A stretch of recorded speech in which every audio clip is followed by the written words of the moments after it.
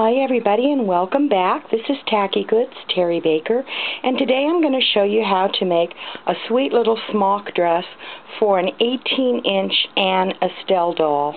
This will also fit any other types of 18-inch dolls that you have. Perhaps you have an American Girl. Maybe you have one of these little Tonner 19-inchers. This dress will fit between an 18 and a 20-inch doll. Probably a show and hut, maybe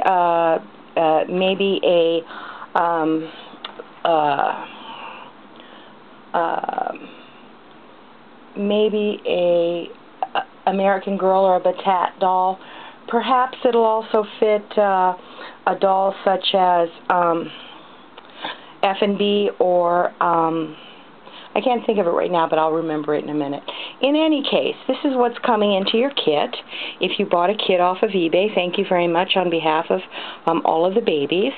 This is your, it's about a 10-inch piece skirt, and it's quite wide because we're going to gather it. In your kits, I will make the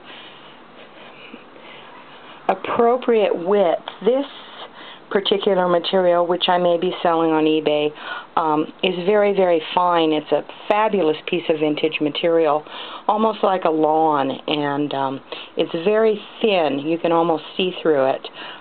So we're going to take advantage of that and make this a very, very full smock. Here's a little pocket that's going to come into your kit, as well as two of each of these. This is the front yoke. This is the back yoke. And these are the sleeves. There'll be two of those as well. So let's get started, and the first thing that you want to see is that this little dress is going to be a high smock with no neck. As always, I leave the trim all up to you, laces and trims. So the first thing that we want to do on each of these pieces today is we want to put right sides together, and we want to make sure that the armholes match up, and we're just going to take a stitch across the top, and we're going to do the same thing on the other side, just across the top. So now you'll have one entire yoke. Then I want you to do the same thing with the other additional pieces of material. So you have two that look kind of the same, and then we're going to put those together. The reason is because I like a lining on the top part of a bodice.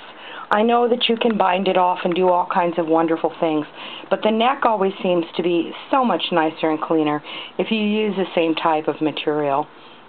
I know a lot of people use other kinds of linings, but you know what? I've been sewing for so many years that I know that this little piece is going to show through here, and it just drives me crazy. So I just start out and I use the same material.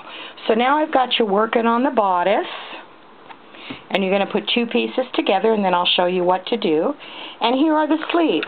On the sleeves now, either hand or machine sew, what I'd like you to do is I'd like you to take and fold up about 1/4 of an inch. And this is, let's see, that's the right side, so we're going to do this on the inside. So we're going to do 1/4 of an inch, and then we're going to do 1/2 of an inch, and we're going to press that, and we're going to sew it very close to the seam, to the fold. That's going to make your elastic casing.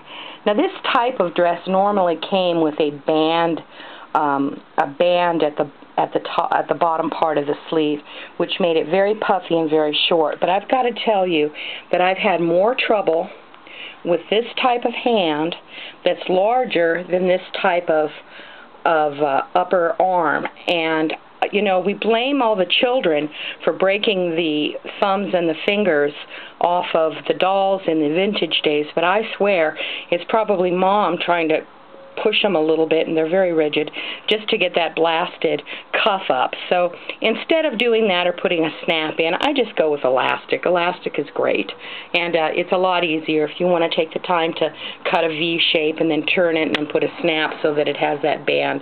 That's fine, but it's basically about the same. So we're going to be doing that on both sleeves. Turn it 1/4 of an inch and then 1/2 an inch. We're going to take the edges of this very long piece, right here that is the skirt. And the first thing that we're going to do on this, you see how very long this is? It's going to be so pretty and full. But we want to take this very back edge. This is the back edge of the dress. And we want to do the same thing. We want to turn it 1/4 of an inch, and then we want to turn it about 1/2 an inch. This is going to be the back end.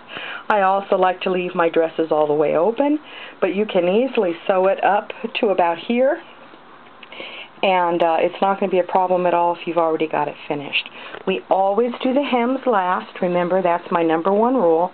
We always do the hems last, because you're going to be so disappointed if they don't match up. So that's what we're going to do. We're going to do it on this side, and we're going to do it on this end of it.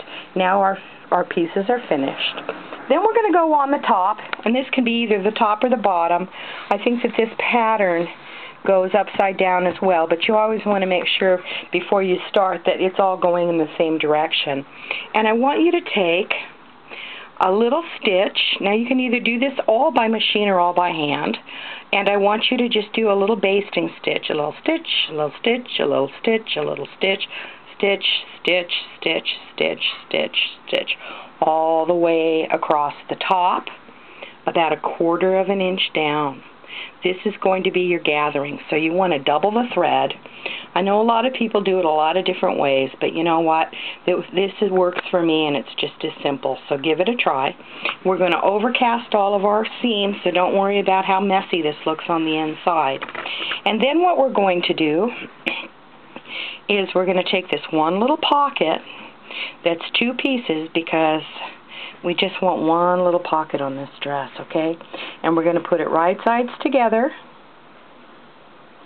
just like this, right sides together.